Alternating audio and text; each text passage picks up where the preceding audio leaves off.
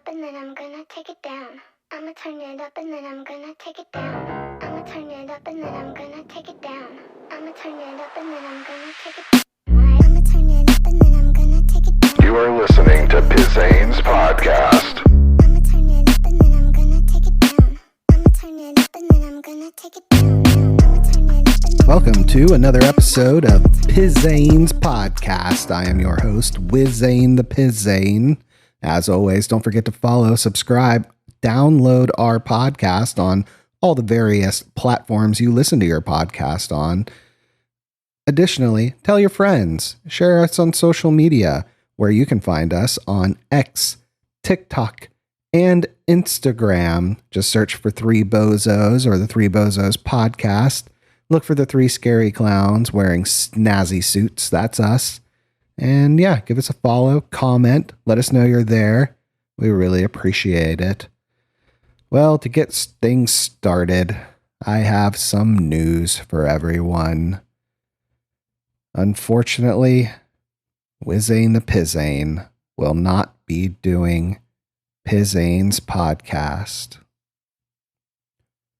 Monday through Friday any longer. It's a little bit too much. This was, it's all kind of to plan though. I wanted to give you fine people a library of different shows to listen to, build it up. So, and any new listeners could come along and say, wow, look at all these podcasts I have to listen to. Why did these early ones suck so bad? But they have gotten so much better week after week. Yeah, I agree.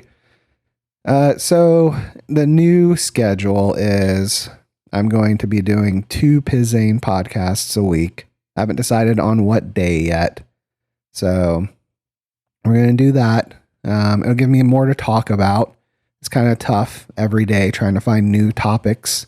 I know there's always new stuff going on in the news, but a lot of it's just a rehash of, the same stories going on that week. So it'll also give me enough time to, edit things, get clips up on social media, have some time to promote us a little better. And, we're still having the big main show though, every Saturday. Well, it's published on Sunday. So that doesn't change. I just get a couple of, 3 less shows a week.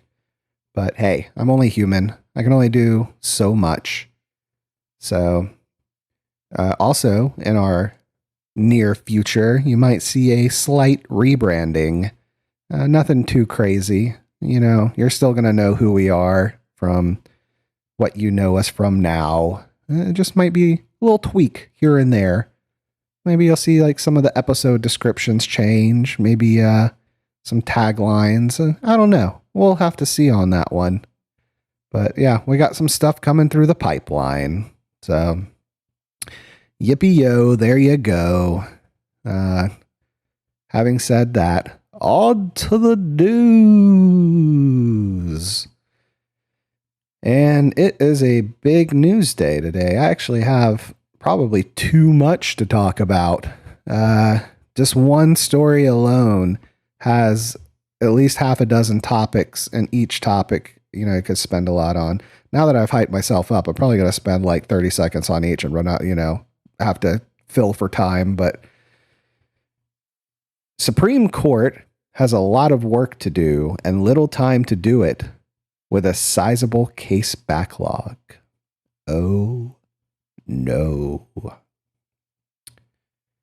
The Supreme Court is heading into its final weeks with nearly half of the cases heard this year still undecided, including one that could reshape the law on everything from guns to abortion to social media.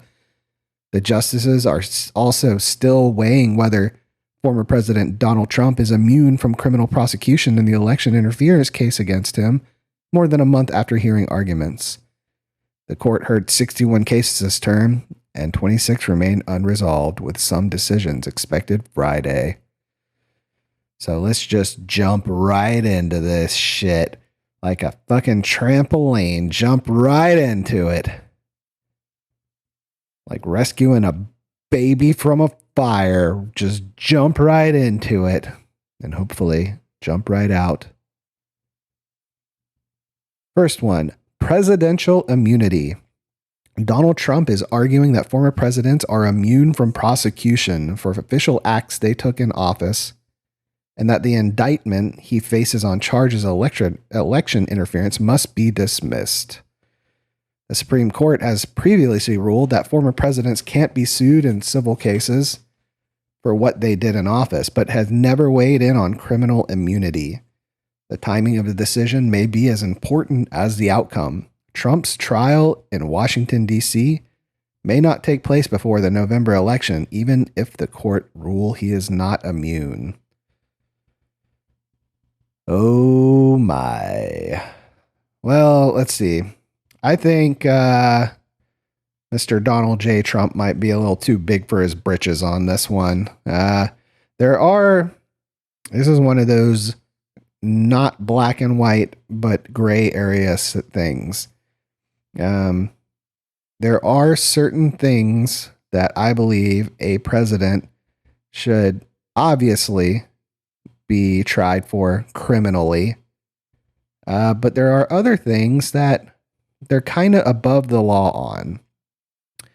For instance, war crimes. You could go back to, let's see, I mentioned it yesterday with Obama when he would use drones to bomb, terrorists. He killed a lot of innocent people, not directly, but by his order. Killed a lot of innocent people with those drone strikes. That could be conveyed as an act of war, which he could be arrested for. But when you are in kind of the middle of it, when you have to make these decisions as the executive in chief, you have to have some sort of immunity from that sort of thing. As terrible as that is, you can't be paralysis by analysis with that sort of thing. You have to make the tough decisions. Whereas if you have election interference, let's do a hypothetical. Let's just pretend this isn't Donald Trump, that this is we'll say random president, we'll call him Ben.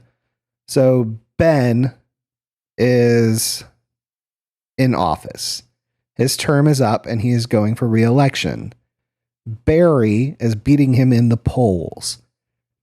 Ben should not be able to mess with the election in order to win it over Barry if Barry was going to win it to begin with. That is a criminal act. To say that Donald Trump, though, yeah, I don't know if I want to get into all that. Honestly, I don't like doing. I don't like defending Donald Trump. It's like he does enough stuff that you could just like completely bash him on, and I would completely agree. There's a ton of stuff that he like doesn't do or is taken completely the wrong way with people with no sense of humor. And it's like, come on, man, you're making me defend this guy. I mean, come on. Well, election interference, Donald Trump, is he immune? Is he not? I don't know. I guess that's up for the courts to decide. January 6, 2021, the worst day in American history. You have January 6, 2021, and then you got probably 9/11 and Pearl Harbor tied after that. Nothing compares to January 6, 2021, when democracy almost fell at the hands of a bunch of tourists. Yes. Anyway, a former Pennsylvania police officer is challenging the validity of obstruction charges brought against hundreds of people who took part in the violent assault on the Capitol on January 6, 2021. The violent assault on the Capitol. AP News.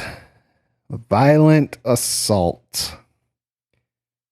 Really, the only person who was violently assaulted was the Trump lady who got shot and killed. Which, hey, you play stupid games, win stupid prizes. I'm not even that's what happened because, well, she honestly shouldn't have been doing that to begin with. But having said that, I wouldn't really call it a violent assault. No. I guess we'll have to agree to disagree on that one, AP News. Trump faces the same charge of obstructing an official proceeding. The issue is whether a law meant to discourage tampering with documents sought in investigations can be used against the Capitol rioters. Man, they came down hard on those rioters. I think the whole thing was a fucking joke. To me, it was a bunch of protesters who got angry and it turned into a riot. And I say riot with like a lowercase r. A lot of people compare it to the Black Lives Matter protests and riots. I would say those were way worse. I guess it all depends on what your take on the validity of it was. The Black Lives Matter movement was all about injustice with, police and African Americans and people of color. Well, African Americans, it's in the name, Black Lives Matter. And rioters took that advantage of that movement to create mass destruction. I saw some of that firsthand, sitting in my living room watching live footage of helicopter footage of places that were not even a mile away from me being burned to the ground, gas stations, stores, windows being broken, people looting, millions of dollars of property damage. And oh yeah, a shit ton of more people died too. In that whole, months of protests and riots. But I guess it all depends, on your moral stance. That was all about black, injustice. And this is about Donald Trump and whether you thought the election was stolen from him or not. And those people have just as right to protest that. But I think the difference there being is you have riots on both sides. And there's no such thing as a good riot, but one of them is being vilified way more than the other. Regardless. Going back to it, I think all those people are fucking stupid. I think protests are stupid. I don't think they do much. I think it's basically a bunch of people who have nothing else going on for them in their lives. So they want to try to make change somehow by quoting, catchy slogans that they probably half don't even understand. Like all the dumbasses who say, "From the river to the sea, we will be free," not knowing it's a terrorist slogan that wants to genocide Jews.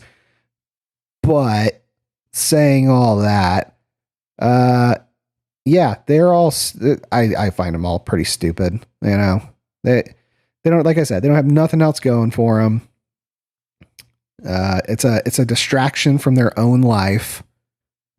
Maybe it's a harsh thing to say, but if you have a shitty life and you don't have anything going for you, you're likely a protester or you're homeless, one of the two. Regardless, those people who, they're all stupid. All of them are fucking stupid. I just don't like to see a two-tiered justice system. I want to see everybody be prosecuted equally. Isn't that what we're all about in America? Equality. Good and the bad. Emergency abortion. There is a second abortion case on the docket this year. Whether doctors can provide the medical procedures in emergencies in states that banned abortion after the court overturned Roe v. Wade.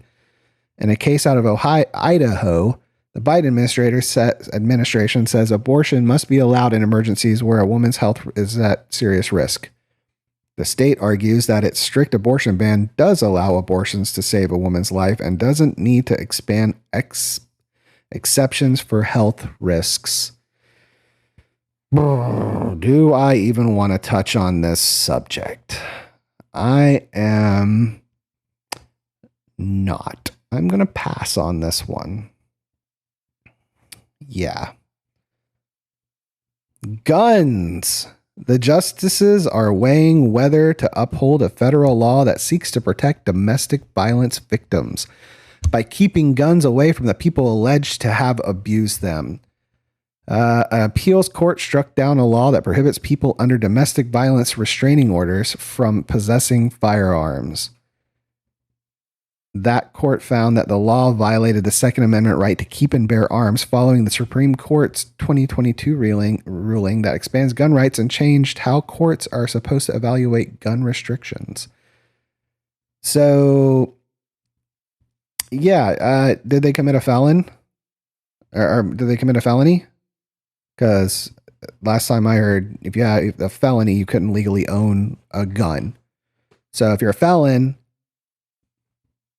there you go.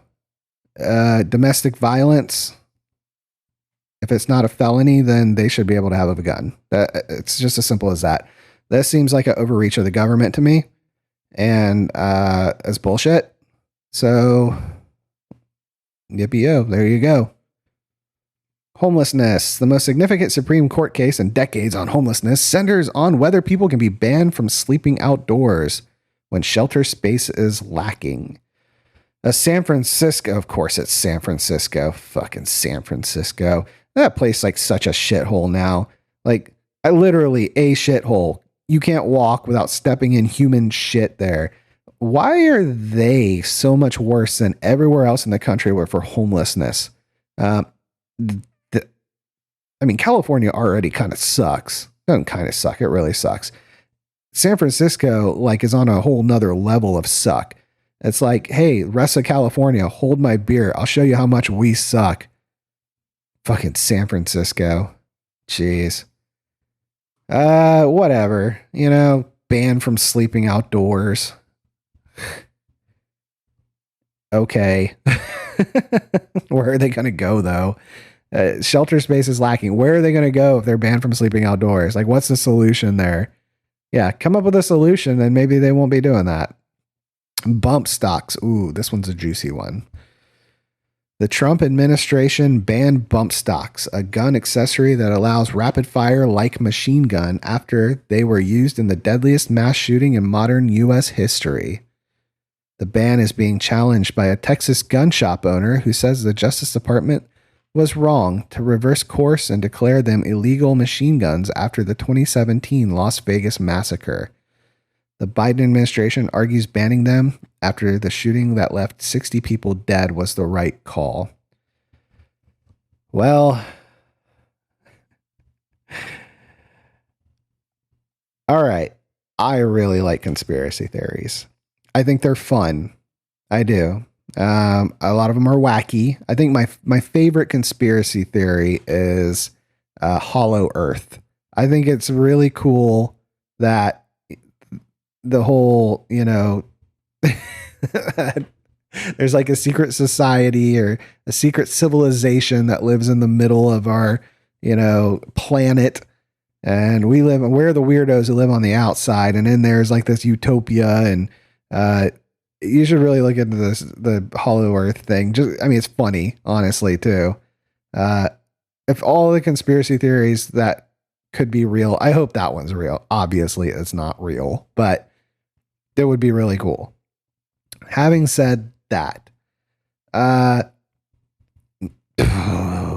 the Las Vegas massacre was not what they said it was. Not even, man. Ooh, how do I even start this one? The guy. Okay. It's kind of funny that you don't hear anything about him. Like after that, it's like for such like the deadliest mass shooting in history, it had very little follow up to it at all. Basically, the only picture you ever see of the guy is him there with his eyes half open. When they took pictures of the room, there was no, if I believe, there's no like shell casings anywhere. The type of gun that he used would have had a hard time killing 60 people from that distance where he was. There's videos of people leaving where it sounds like gunfire is being piped through the speakers. That was a weird one. The actual fire rate of the gun is different than a bump stock. I think it was an AR, and a bump stock AR, they said it was what the gun was. And it was more like and you know, the gun nuts are really going to massacre me on this one. M4 machine gun, I want to say, automatic M4 machine gun. I could be way off on my machine guns, but whatever. It's yeah, 60 people died. Something happened there.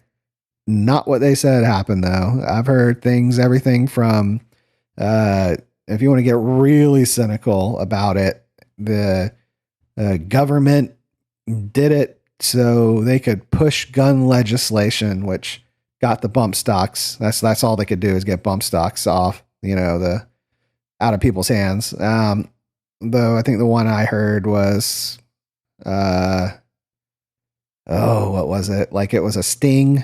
And it was like an arms deal that gone wrong. And I don't know what happened. I really don't. I can tell you for sure, like 99.9% sure, it did not happen anywhere near how they told us it did. And I really hate to be that guy, but, you know, a lot of people don't think about how much our government has lied. Why would they stop lying now? You can go back years and years and years, case documents that are starting to become declassified now. Kennedy, do you think really Kennedy died that way? Huh? Do you think that Lee Harvey Oswald made that fucking 1 in a million shot like fucking Luke Skywalker on the Death Star? Do you? I guess that was 2 in a million because he shot him twice. But still. And then immediately he gets killed right after. Come on.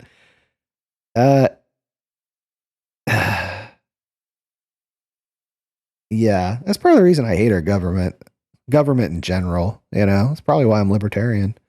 Because they all suck and they lie, and don't be a sucker and believe everything they tell you. Then also don't go too far off the deep end either. You know, some people will, we don't going to go full tinfoil hat, but anyway, let's continue on. There's this thing from Chevron could overturn a 40-year-old decision that has been cited thousands of times in federal court cases and used to uphold regulations of the environmental, public health, workplace safety, and consumer protection. The decision, colloquially known as Chevron, calls on judges to defer to federal regulators when the words of a statute are not crystal clear. Yeah, that's a really fucking boring one. Who cares about that one? We don't want to know about that one. Social media. Here we go. 3 cases remain unsolved at the intersection of social media and government. 2 cases involve social media laws in Texas and Florida that would limit how Facebook, TikTok, X, YouTube, and other social media platforms regulate content posted by their users. Blech. While the details vary, both laws aim to address conservative complaints that the social media companies were liberal-leaning and censored users based on their viewpoint, especially on the political right. That is not false. They did do that heavily. You had the Twitter files come out telling, basically, they got to almost tell these large social media companies what to do and how to post to, you know, make them look good and Republicans look bad.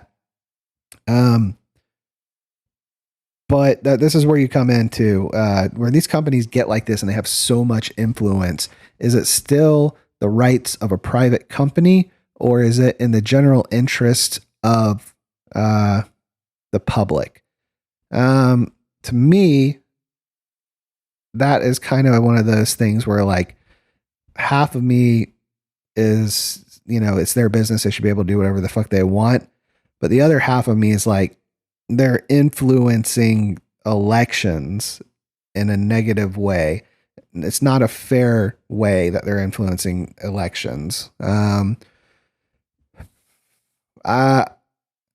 I think X now with Elon Musk is trying to be a little less impartial, but they might have swung too far the other way now. Um, a lot of well, I think it's better now than it was on X, TikTok or whatever it's called, Twitter, X, whatever you want to fucking call it. In the third case, Republican-led states are suing the Biden administration over how far the federal government can go to combat controversial social media posts on topics including COVID-19 and election security. A federal appeals court sided with the states in finding the administration officials unconstitutionally coerced the platforms to limit conservative points of view, which they did that too. Yeah, you had all of these tags and posts were taken down, and in a time with COVID-19 where we didn't know what was going on, it's like we had to have this one narrative, and that was it. And if you had outside the narrative, even if you were right, you were taken down, deplatformed for it. And now that we're kind of far away from COVID, it seems kind of silly because that narrative that we were given by the government, a lot of it was wrong. A lot of it was bullshit. 6-foot rule made up. Masks didn't help unless it's was it the K95 ones? Get the vaccine. The vaccine's gonna, completely immune. You'll be immune from the virus. Oh wait, no, you're not. Okay, it'll keep you from being hospitalized. Oh wait, no, it won't. You just won't get that sick. Oh wait, yes, you do. I mean, they just never changed course. I understand you're doing the best you can with limited information, but they never changed course and they are never apologetic for what they were wrong afterwards. And I'm not just talking about the government. I'm talking about news sources, and like CNN was terrible. Things like going after Joe Rogan for horse dewormer with the ivermectin thing. If you listen to one episode of Joe Rogan, you've listened to him bitch about that over and over and over again. I'm kind of sick of it myself, but he's right. He was taking doctor prescribed ivermectin along with a bunch of other stuff. He was sick for like a day and that was it. And now you got guys like Chris Cuomo coming out saying that, oh yeah, ivermectin was fine. I never attacked anybody for it. When there's actual footage of him and Don Lemon talking about, Joe Rogan and others, and how, laughing about them taking horse dewormer. Ivermectin has been around for a long time in human consumption. And it's, regardless, going back to what I was saying, social media posts would take you down, deplatform you for that sort of thing. And they were wrong. So anyway, next to the next one. We're on to the next one. There's something about Purdue Pharma controls the fate of a nationwide settlement with Oxycontin maker Purdue Pharma that would allocate billions of dollars to combat the opioid epidemic, but also provide a legal shield for members of the Sackler family who own the company. The settlement has been on hold since last summer after the Supreme Court weighed in. Yeah, take all their fucking money away. Fuck those guys. Fuck those guys in their fucking asses with a spiked bat full of rusty nails. Yeah. I mean, do I even need to say any more? Fucking oxys. Fucking ruined our fucking country. So many families have had to deal with that bullshit. Wealth tax, air pollution. Now we're going to skip the wealth tax one. Air pollution. We're going to skip that one too. SEC, another important regulatory case could strip the SEC of a major tool in fighting security fraud and have far-reaching effects on other regulatory agencies. Yeah, fuck the SEC. I'm so sick of seeing teams like Alabama and Georgia always in the national championship. Also, fuck this SEC too. Yeah, the ban, disband the SEC. Fuck them. Fucking hate the SEC. It's another government agency, just, completely taking overreaching like they always do. They always do. You'll give these fucking motherfuckers an inch, they take a mile. Every single one of them. I don't think there is a government agency that I would love to see still around. I want to see them all go away. Fuck them all. Sorry, Mikey. I know you're a Fed, but you have to find something else to do. You're a smart dude. I'm sure you can find something else to do. Maybe a pimp. You're always pulling them hotties. Sorry, that's a little inside there. It's one of my uttered up fruds.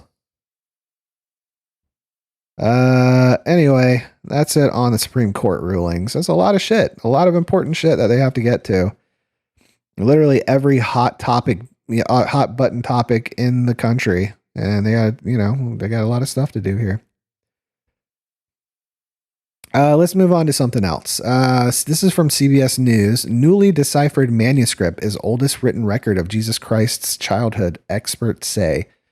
So, a deciphered manuscript dating back 1,600 years has been determined to be the oldest record of Jesus Christ's childhood, experts said in a news release.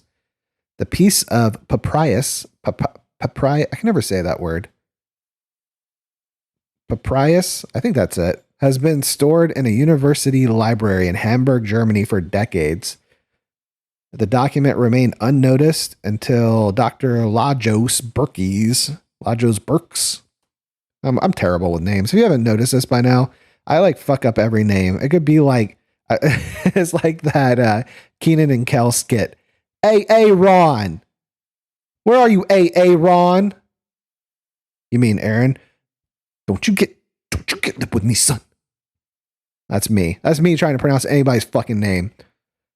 So from Germany's Institute for Christianity and Antiquity at Humboldt University in Berlin, and Professor Gabriel Nochi Macedo.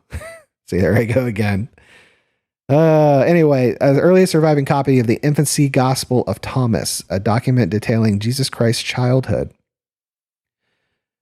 So basically, it's this little piece of paper with a bunch of kind of scribbly scratch. They said the handwriting's bad. Kind of get to the meat of it. The few words on the fragment describe a miracle that Jesus performed as a child, according to the Gospel of Thomas, which he brought clay figures of birds to life. And it was written in Greek.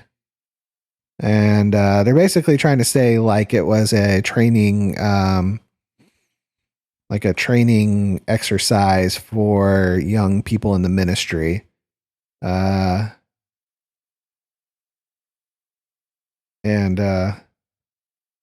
Rating exercise in a school or monastery. That would explain the clumsy handwriting you realize over there. So anyway, so now we have, because apparently if you ever, read the Bible or heard anything about it, it's you got the story of Jesus when he was born in the manger and all that shit. And then there's this huge gap. And there's one story of him when he was 10 or something like that. And then there's a huge gap, and then boom, he's 33. So, I don't know. That's pretty cool. Finding a lost document, a little more history on Jesus. It's pretty neat. I'm always cool, any kind of history we can, unearth things that we didn't know before. There's so much we don't know. I think I've said this before, but I'm just going to say it again because I don't mind fucking repeating myself. There is so much we don't know about history. So much of our ancient history is just like guesswork and one or two documents, stuff written on the side of a mountain, uh, scripts from playwrights that they decided, oh wait, maybe that's not made up. That's maybe history. Yeah. Um, it's just all guesswork. It's all hypothesis, you know.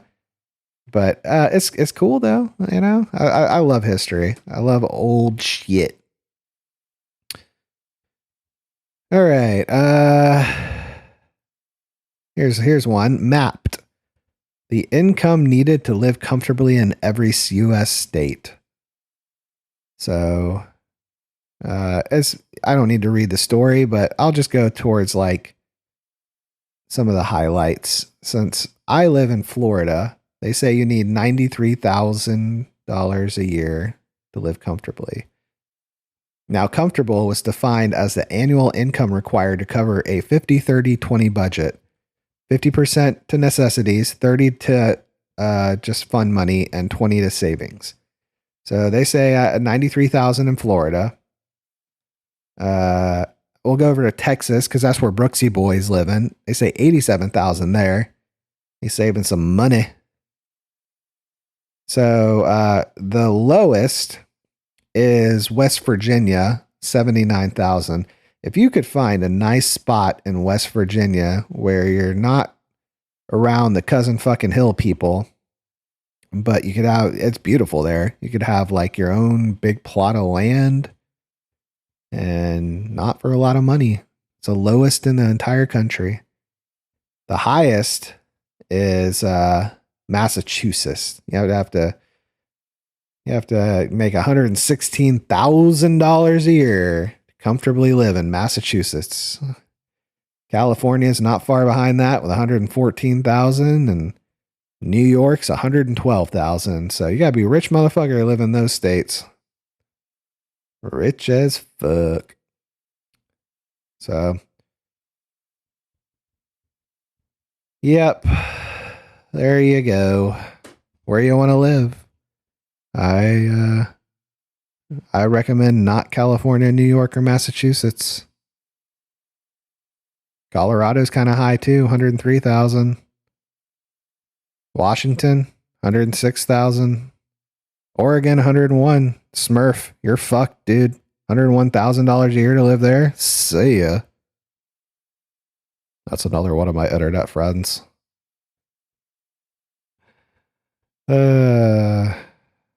Well, I think that's going to be it for stories today.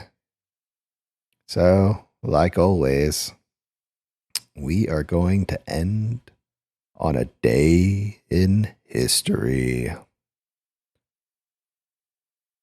Miranda rights are established in 1966. Thurgood Marshall becomes first African American nominated to Supreme Court in 1967. Pioneer 10 is the first human-made object to exit our solar system in 1983. And actresses Mary-Kate and Ashley Olsen born in 1986. How rude. Never really found them very hot. They're actually not much. You always think of them perpetually as like children, but they're really not much younger than I am. Me and the other Boses. Yeah, they got kind of gross looking when they got to be adults. They got real like anorexic skinny, and I don't even know what they tried to pull off there, but not my cup of tea. Here we have a quote from Thurgood Marshall. We will only attain freedom if we learn to appreciate what is different and muster the courage to discover what is fundamentally the same. Well, I can give you a certain type of freedom. The freedom to open your ears and listen to my voice as I spout my opinion on trivial news matters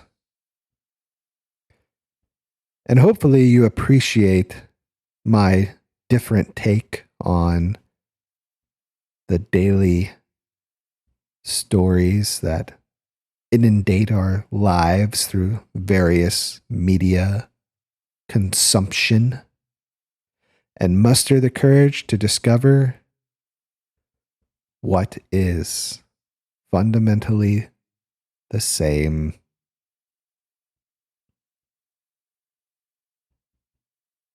Don't forget to follow, subscribe, download our podcasts wherever you listen to your podcasts.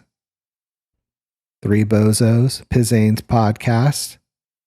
Listen to us. Tell your friends. Share us on social media. We're on X, TikTok, Instagram. Search Three Bozos podcast. Find the Three Scary Clowns, Snazzy Suits. There you go. Yippee yo. Give us a follow. Give us a comment. Tell me to go fuck off. Tell me that, I suck at this. I don't care. That's fine. I'll give you a like. I might give you a heart emoji. I might give you a hug emoji. I might give you the emoji of the pregnant man. Immaculate conception of a male, me.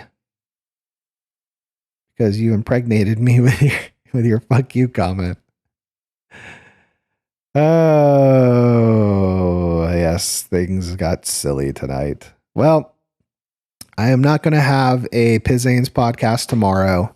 I'm going to be celebrating my Father's Day with the family because we got me, Mary, Friday, her being my wife, her dad is Saturday, and then my dad's Sunday. So I'm going to have Friday for me. I'm not going to come and do a podcast, but I will be doing the Three Bozos Big Show podcast Saturday night. I'll probably air it Sunday after doing some nifty editing. And then, look out for the future. Things are going to change ever so slightly. You'll get me twice a week next week. And, some slight, rebranding. We'll see how it goes. But believe that is all I have for you people tonight. Until next time, yippee yo, let's go. See ya.